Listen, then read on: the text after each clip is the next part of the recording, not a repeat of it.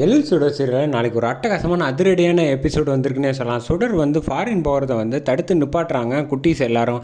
அஞ்சலி வந்து செம்ம கோவத்தில் இருக்காங்க சுடர் மேலே. அதுக்கு முன்னாடி வீடியோ பிடிச்சிருக்குண்ணா லைக் பண்ணிட்டு பார்த்து சப்போர்ட் பண்ணுங்கள் ஃப்ரெண்ட்ஸ். இந்த பக்கம் வந்து இந்து வந்து தீபா கிட்ட வந்து பேசிகிட்டு இருக்காங்க.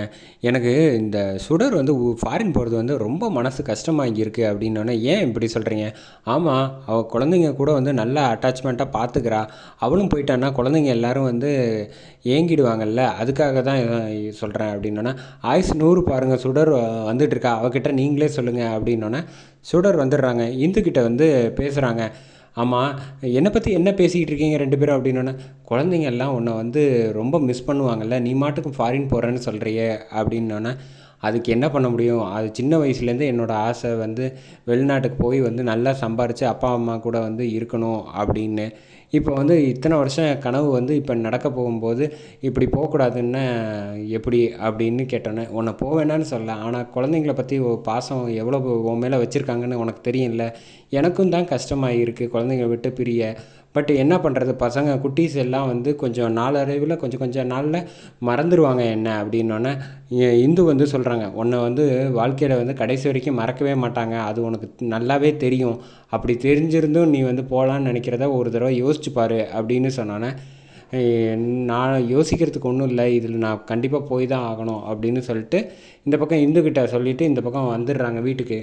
வீட்டுக்கு வந்தோடனே பசங்க எல்லோரும் வந்து பேசிக்கிட்டு இருக்காங்க. அபி வந்து சொல்கிறா, இப்படி வந்து சுடர் வந்து நம்மளை விட்டுட்டு போகிறான்னு நான் நினச்சி கூட பார்க்கல. அவள் ஒருத்தி தான் நம்ம மேலே பாசமாக இருந்தா, இப்போ அவளும் போயிட்டான்னா நம்மளை வந்து என்ன பண்ணுறது அப்படின்னோன்னா, காவியா வந்து சொல்கிறான், நிஜம்லேயே நம்மளை விட்டுட்டு போயிடுவாளா அவள் அப்படின்னா, ஆமாம் அப்படி தான் நான் நினைக்கிறேன் அப்படின்னோன்னா, ஆனால் ஒரு தனியாக ஒரு டைனிங் டேபிள் மாதிரி இருக்குது, அதில் வந்து கையை வச்சுக்கிட்டு அஞ்சலி பாப்பா வந்து செம்ம கோவத்தில் இருக்காங்க சுடர் மேலே. ஏன்னா போக மாட்டேன்னு சத்தியெல்லாம் செஞ்சு கொடுத்துருக்காங்க, இப்போ வந்து எந்த தைரியத்தில் இப்போ வந்து போக போகிறான் அப்படிங்கிறப்ப கோவத்தில் இருக்காங்க. இங்கே வந்து சுடர் வராங்க. வந்தோன்னே வந்து கவின் எல்லாரையும் கூப்பிட்றாங்க அபிக்கு. ஏன் என்கிட்ட யாரும் பேச மாட்டேறீங்க, என்னென்னு சொன்னால் தானே எனக்கு தெரியும். உடனே அபி பேச ஆரம்பிக்கிறாங்க. ஆமாம், எங்களை விட்டுட்டு நீ வந்து ஃபாரின் போக போகிறியா அப்படின்னோன்னு, ஓ நீ ஒருத்தி தான் எங்கள் எல்லாரையும் வந்து அன்பாக கவனிச்சிக்கிட்டு இருந்த, இப்போ நீயும் போயிட்டேன்னா அப்போ எங்களை கவனிச்சிக்கிறதுக்கு யாருமே இருக்க மாட்டாங்களே, நீ ஒருத்தியாவது என் கூட பாசமாக விளாண்டுக்கிட்டு இருந்தல்ல, உனக்கு எங்களை விட்டு பிரிஞ்சு போகிறது வந்து வருத்தமே கிடையாதான்னு அபி கேட்டோன்னே, காவியாவும் பதிலுக்கு கேட்குறாங்க, ஏன் எங்களை விட்டு பிரிஞ்சு போகணுன்னு நீ நினைக்கிற, எங்கள் கூடவே வந்து இருக்கலாம்ல, உனக்கு பாசமே இல்லையா அப்படின்னு கேட்டோன்னே, இங்கே கவின் வந்து நீ விளையாடுறதுனால தான் உன்னால தான் நாங்கள் எல்லோரும் சந்தோஷமாக இருக்கோம், அந்த சந்தோஷம் உனக்கு பிடிக்கலையா அப்படின்னு கேட்டோன்னே, எல்லோரும் பேசுகிறாங்க அப்படின்ட்டு பெட்டில் உட்காந்துட்டு பேச ஆரம்பிக்கிறாங்க. உங்களை விட்டு பிரிஞ்சு போகணுன்னுலாம் நான் நினைக்கல, என்னோடய சின்ன வயசுலேருந்து ஆசை அங்கே போய் வந்து சம்பாரித்து எங்கள் அப்பாவை நல்லபடியாக பார்த்துக்கணுன்ட்டு. நான் போயிட்டு வந்து அடிக்கடி திரும்ப வருவேன் அப்படின்னோடனே, பொய் பேசாத சுடர்னு அபி வந்து சொன்னோன்னே, நீ மாட்டுக்கு வந்து ஃபாரின்லாம் போயிட்டேன்னா வந்து போயிட்டு உடனே எல்லாம் வர முடியாது, நீ அப்புறம் வரவே மாட்டே, எனக்கு நல்லாவே தெரியும் அப்படின்னு சொல்லி சமாளிக்க முடியாமல் திணறாங்க.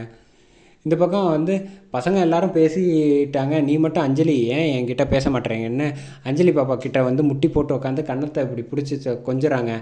நீ பேசாத, உன்னை பார்த்தாலே எனக்கு பிடிக்கல, செம கோவமாக இருக்கும், உன்னை பார்த்தாலே எனக்கு பேசவே பிடிக்கல, போ என் மூஞ்சில் முழிக்காத அப்படின்னு சொல்லிட்டு கோவமாக போயிடுறாங்க. அஞ்சலி கோவமாக போனதுனால மனசு வந்து ரொம்ப வருத்தப்படுறாங்க சுடர்.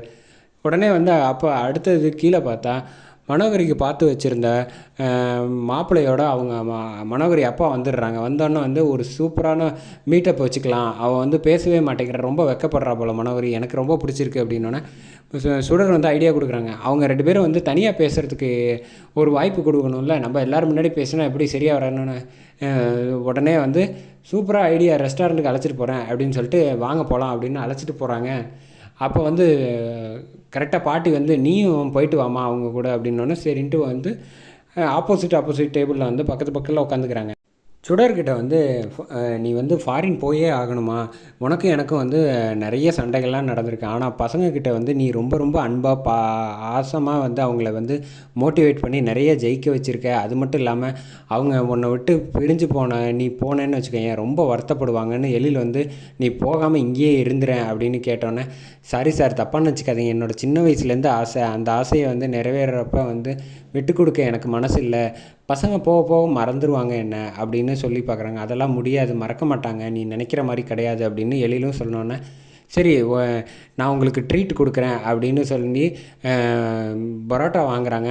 பரோட்டா வாங்கினோன்னே ஒரு நாள் சாப்பிடுங்க சார், ஒன்றும் ஆகிடாது, நல்லா இருக்குமா அப்படின்னா, நல்லா அருமையாக இருக்கும் சாப்பிடுங்க அப்படின்னு சொன்னோன்னே எழிலுக்கு வந்து ஊட்டி விட்றாங்க நம்ம சுடர். சாப்பாடு சூப்பராக இருக்கே அப்படின்னு சொல்லிட்டு எழிலும் வந்து அதை சாப்பிட்றாங்க. அதை பார்த்தோன்னா மனோகரி கடுப்பாகி அந்த மாப்பிள்ளை மேலே வந்து தண்ணியை ஊற்றி விட்டுறாங்க. ஊற்றி விட்டோன்னே உன்னையெல்லாம் வந்து ஏற்றுக்கவே முடியாது அப்படின்னு சொல்லிட்டு இந்த கிளம்பி கோவத்தில் வீட்டுக்கு வந்துடுறாங்க. வீட்டுக்கு வந்தோடனே மனோகரிக்கிட்ட வந்து என்ன காரணம்னு கேட்டப்போ வந்து எனக்கு அவனை பிடிக்கல அப்படின்னோடனே உடனே வந்து மனோகரி சொல்கிறாங்க, எழில்கிட்ட வந்து நம்ம 2 பேர் சேர்த்து தப்பாக பேசினோம், அதனால தான் எனக்கு பிடிக்கல அப்படின்னு சொல்லி அதிரடியாக சொன்னோன்னே, அதெல்லாம் நம்புற மாதிரி இல்லையேன்னு சுடர் கேட்குறாங்க. அதோட